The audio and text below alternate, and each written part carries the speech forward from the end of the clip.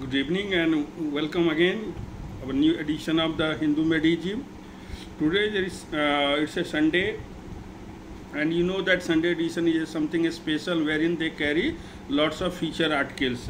Especially its magazine section has curated articles on literature, art, literature, culture, and music, and lots of fields they carry.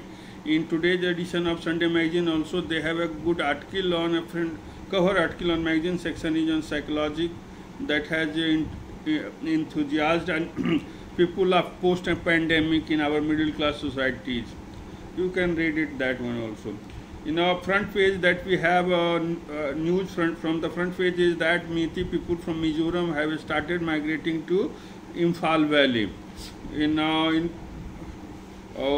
Those who are working for Mizoram University, they have started migrating, and government of Mizoram government has taken measures to check because a local organization has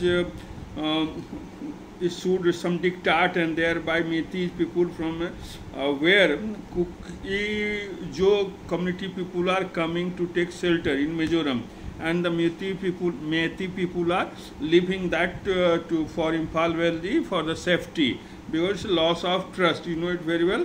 That's the one of the front page news. Another news is that fewer takers for BDS MDS seats. There is a Bachelor of Dental Surgery and Master of Dental Surgery, BDS and MDS seats, because recently Dental Council of India has increased the seats, whereas private colleges are facing the heat in Punjab, Maharashtra, Karnataka. Those private dental colleges are feeling heat because seats are lying vacant, and reasons have been cited that why they are lying vacant, like lack of future opportunities and things like that. Then in the spotlight section of is regarding Telangana. It's in Telangana Sahitya Academy. Telangana Sahitya Academy has started a project known as Mana Oru Mana Charitra. It means our village, our history.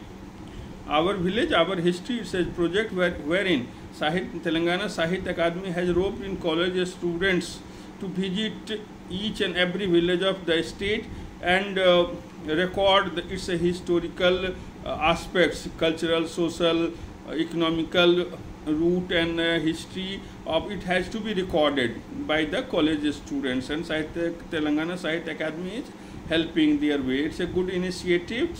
People come to know of you know that Telangana is a new state that has come into form in the Union of India from when it was Andhra Pradesh state was bifurcated. Andhra Pradesh was earlier part of Madras Presidency at the time of independence, and when the protest for language based state language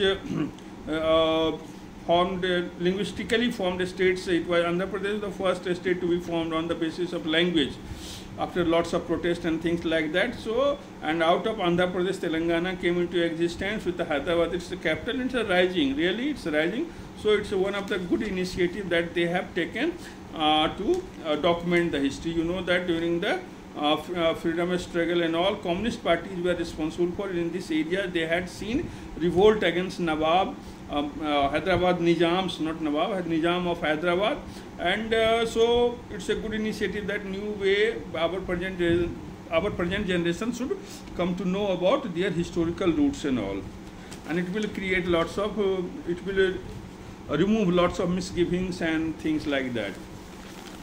Then we have another news in Naveen Patnaik. You know that Naveen Patnaik today has become the second longest serving Chief Minister of India. He has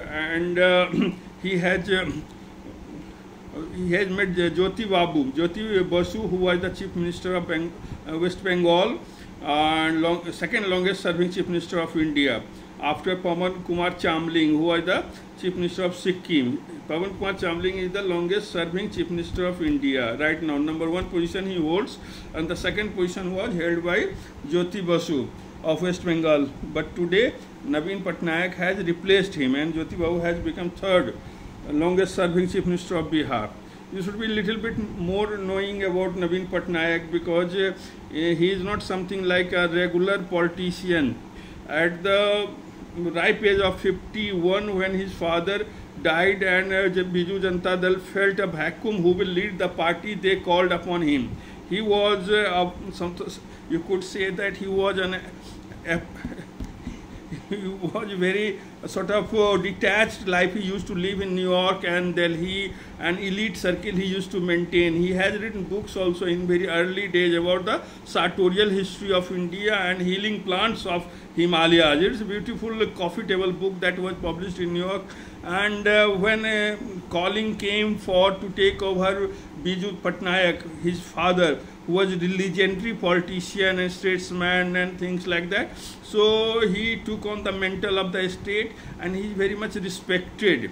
Just imagine some person who has taken the hold of the CM and uninterrupted he is ruling. And Odisha earlier, that was known as one of the Bimaru states, is now no more Bimaru. It's a good developed state. Cities like Cuttack, Puri, Bhubaneswar has become a destination for investment, and things have improved. So it's one of the remarkable things about Naveen Patnaik, that a person who can change the state. The state's developmental scenario and things like that. Very much venerable personality he is. Another news is about Yasin Malik's physical presence in the Supreme Court. He was appearing on himself as himself counsel, and it was questioned that how could a convict could appear like that, and it was security threat also. Solicitor General of India said that he should appear through video conferencing only because it's a security hazard for him and to appear in this mode. And Judge Bench also said that being a convict, he cannot, without taking the permission of Supreme Court Registrar, one cannot appear in person. So all these things led to suspension of the Tihar jail officials. Four senior superintendents and things like that were suspended on the fiasco that was created by the presence of Yasin Malik in Supreme Court in physical position. So now one important article that we will discuss is regarding, basically two articles are there. One is both are written by Suhasini Haider. You should be knowing who is Suhasini Haider. Suhasini Haider is the daughter of Subramaniam Swamy, the Maverick Subramaniam Swamy. Everybody knows him, and polyglot, polymath, whatever you could say of him. Suhasini Haider earlier used to work for NDTV, and later on she shifted to print media. Generally it happens that people from print media go to broadcast media, but she came from broadcast media, from NDTV to Hindu, and here she covers foreign affairs. Here she has written the articles on G20 presidency and the problem that has been created, the problem that is there. It's regarding the consensus, arriving at the consensus of the joint communique that will be at the G20 leaders summit will finally release. The problem is of the Bali paragraph. What is the Bali paragraph? That last G20 summit was held in, that is a 2022 G20 summit was held in Bali, Indonesia, and there 2023 G20 summit is being held in India in September. For there will be a summit level leaders meeting will be held in September. It was supposed to be in November, but due to Delhi's pollution and other reason, it has been preponed to September itself. So tradition of the G20 is that they should have a consensus on the joint communique that is being released at the occasion of the final summit. So they are not arriving at issue is the first news that deals with that Russia accepts a para on Ukraine war. Russia accepts a para means paragraph on Ukraine war. It means there are two paragraphs, that is Bali paragraph they are calling it, means the last summit, G20 summit that was held in Bali, wherein facts like UN Security Council or UN General Assembly and G7 countries' condemnation of Ukraine's invasion by Russia was being mentioned. Now the thing are being contested by Russia and China. In India, as a presidency of holding the presidency of G20, wanted to have the paragraph that was prepared there in Bali should be carried forward in this joint communique also. But Russia and China both are having objections. Russia's objection is that the conditions that were there prevalent is no more. Now Western countries, NATO and USA are actively helping Ukraine, and the situation is different. So how could that be borrow here in this? And China has objections regarding that G20 is basically an economic forum. Of course it is an economic forum. It was created to handle the global economic recessions and crisis, and it has done well for that. So China is saying is that geopolitical issues cannot be brought into G20 presidency, and Bali declaration was an exception that should not be carried on. So now the Sherpas are having tough time. Indian Sherpa Amitabh Kant has placed the particular draft, that one paragraph has been agreed by Russia, and it hopes to have something measures taken by our Prime Minister himself, so that things could be smoothly, because it will be very much ignoble fact that if during India's presidency, if we are not able to have a joint communique declared with the consensus, because it has a reference of 2014 incident when Crimea was taken over by Russia, and that year G20 summit was held in Brisbane, and there was no mention of that was made, and Vladimir Putin appeared also there in person, and family photo was released. But in the last year summit, that is in 2022 Bali summit of G20, Vladimir Putin did not appear, and paragraphs carried condemning the Ukraine's invasion by Russia by UN Security Council, UN General Assembly and members of the G7 countries. Right now in this 2023 summit of the G20 being held by Indian presidency, they are G7 countries like Japan, US, Canada, and they are insisting on having strong words on Ukraine in this communique. So you can understand now that Russia is resisting, and China is also having its own issue, geopolitical. Ultimately it may have some agenda to destroy the India's legacy of holding this such a level conference. Also it may be one of the reasons also that they are because the things India is not doing nothing new, the things that has already been said in the Bali document is being carried forward in this year's press agenda also, but they are having issues, and people Amitabh Kant and later on Prime Minister Modi will have to indulge in to sort this out. This is one of the reasons, because ministerial meetings on finance, central bank governors, or energy or labor, these things that have already happened in Indore, Kashmir or Goa, this issue is there developing, cropping up. Now even South Africa and Brazil are having some objection. Brazil, who will host the next year, that is 2024 G20 summit. So it's a troika, what we call Indonesia, Bali 2022, India 2023, and Brazil 2024 G20 president. So this troika will try to sort this out to keep the G20's glory intact. Then we have another article.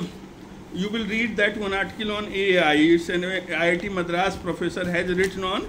IIT Madras professor has written an article on AI's impacts, and it's things like this. A very beautiful article. You will read on your own.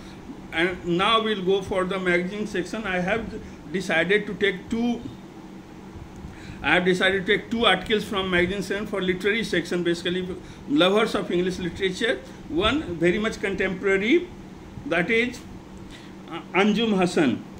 You should be knowing Anjum Hasan.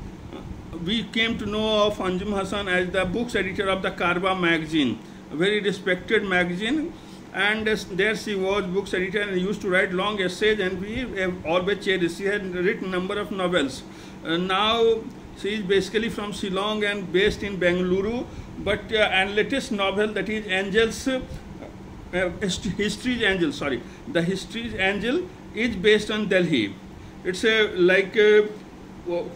what we say nostalgic Delhi, old Delhi nostalgia, and among the minorities, that is the Muslim communities, the feeling of the carry, the burden, the things like this. Basically,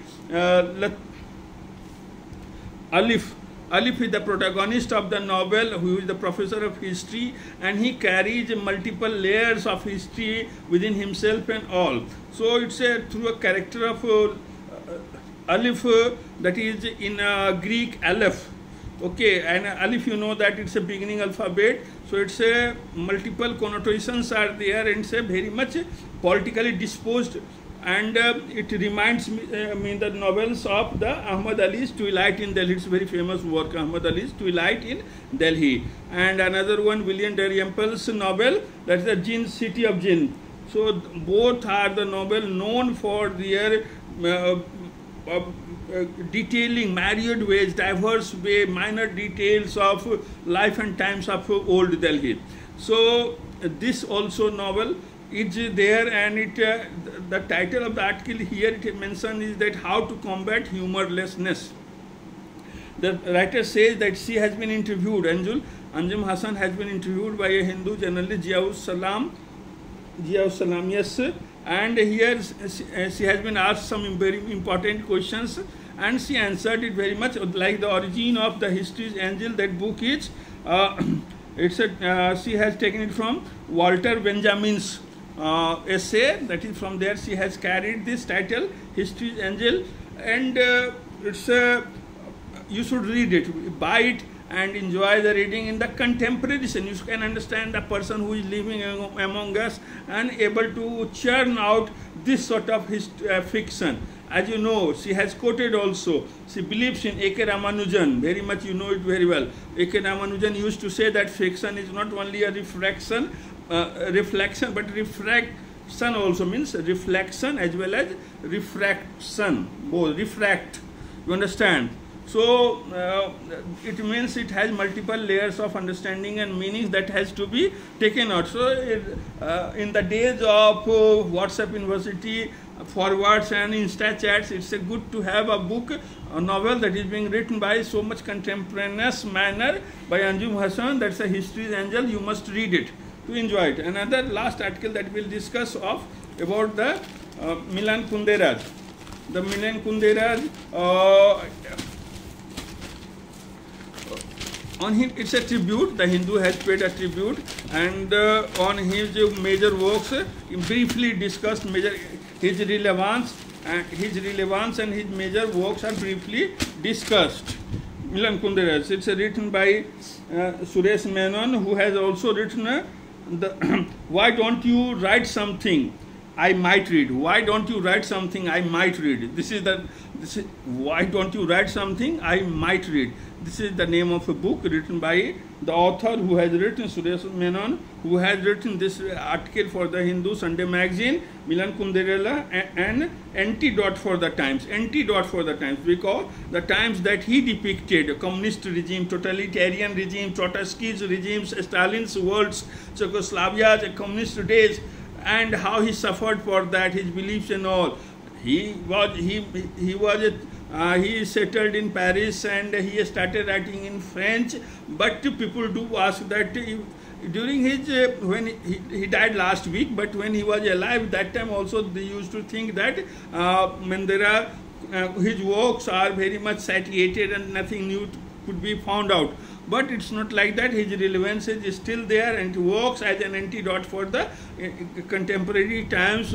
Again, going for right-wing politics, totalitarian tendencies, and autocratic model of governance, and self-righteous wings are emerging to proclaim their nationhood. Ethnic democracy. These things reminds us of his works. So some major works are being briefly discussed. I will explain and try to buy his cult book. You know it that the unbearable lightness of the unbearable lightness of being is a cult. But his first book was a joke. The first book was the joke. His first book that he wrote was the joke, and it depends upon it's just one line I quote. no great movement designed to change, no great movement designed to change the world can bear to be laughed or to be belittled. So even an innocuous joke can be taken, construed in other manner, and can prove to be fatal. So in the protagonist, in this case, the joke protagonist was taken to for re-education, to send to the correction stage and concentration camps and things like that, for his beliefs and things not coming in under the complete domination of hegemony of dictatorial tendencies. Later on, he wrote a very famous book that often Salman Rushdie quotes. Recently, when he recovered from his attack, he was asked in the Pain Association, American Pain Association, that and he quoted Milan Kunderela's this book, that the book of laughter and forgetting, that how much important this book is and how much it says the struggle of man against power is the struggle of man against power is the struggle of memory against forgetting. So, a struggle of memory against forgetting, and it's a book brought together individual desire. This book brought the book named The Book of Laughter and Forgetting.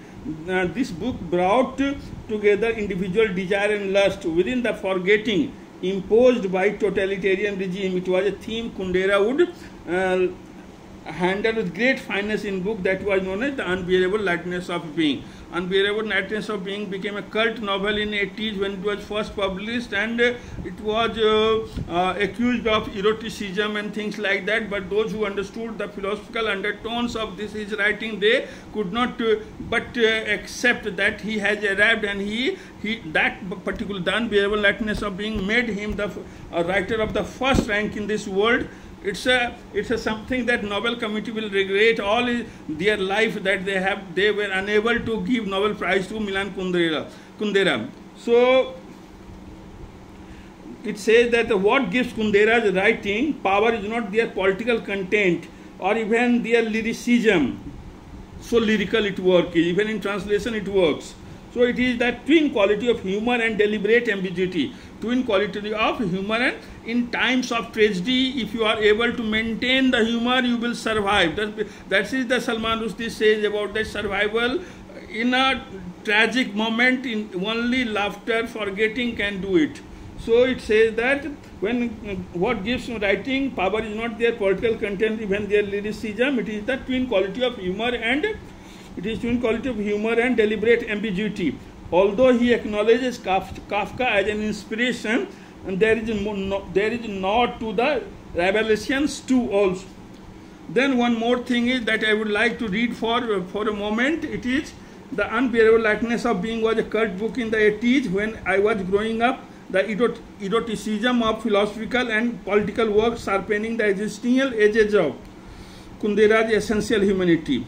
And it has references from Friedrich Nietzsche's works. So it begins with Nietzsche's eternal recurrence causing heaviest of burden. It is the counterpoise with Greek philosopher Parmenides' lightness. A life which disappears one and for all is like a shadow without weight, dead in advance. And lastly, he wrote one book that is known as The Festival of Insignificance. It was, you could say, that before getting into himself in this mortal world to leave this world, he wrote this Festival of Insignificance. That it's basically 4 men. Characters revolves around 4 men. So basically, you could say the 4 parts of the same man. And great novels, great novels. So lastly, we conclude by saying that great novels, Kundera said in an interview, are always a little more intelligent than their authors. Great novels are always a little more intelligent than their authors. He may have been the exception to his own history. So find time, if you have, make a habit of buying at least one novel, fiction, biography, autobiography, memoir, or anything in a month. That way you will enrich your own personal library and you will be saved by reading the bestsellers of Chetan Bhagat, Paulo Coelho and other underrated writers that you don't know that how much they will harm you. So it's important that your reading habits should include the classical writers that we appreciate. So if you are a lover of English language, then you must go for V.S. Naipaul, Salman Rushdie, Amitabh Ghosh, Amit Chaudhary, Amitabh Kumar, Manu Chatterjee, Vikram Seth, Arundhati Roy. These sort of writers are that you will be able to appreciate your own understanding of the language, and that will give you a challenge to improve upon and go on further benchmarking your learning skills in the language, because it's a relative term and it has to go on, and it's a multiple effort, and long-term planning can help you by reading, selecting the good books that we feel delighted to read. So today I will conclude by that. Thank you very much. Again, we'll have the normal, that's editorial, pages, text and context, these things from Monday onwards. Thank you very much. You must watch for this. Thank you very much.